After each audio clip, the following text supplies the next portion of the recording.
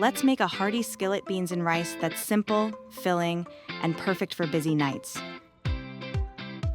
Start by chopping the onion and bell peppers into chunky pieces.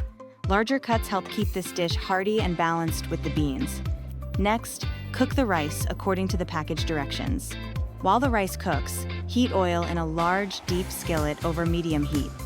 Add the chopped veggies and cook for 7 to 8 minutes, stirring occasionally until mostly softened. Move the vegetables to the sides of the skillet and add the vegetable paste to the center.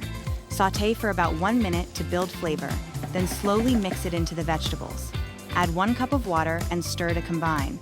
If you're using prepared vegetable broth, simply mix it directly to the skillet. Stir in the tomato sauce, barbecue sauce, all of the beans, salt, and black pepper. Barbecue sauces vary in flavor, sweetness, and salt, so use one you really enjoy. Bring everything to a gentle boil, then reduce to a simmer. Cover and cook for about 15 to 18 minutes.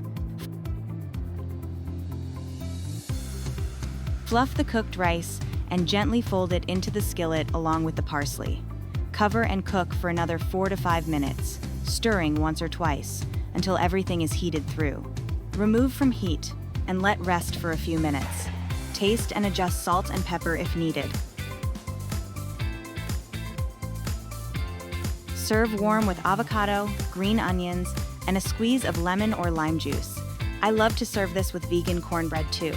Visit nutsandtwigs.com for all the details for this quick, delicious dinner.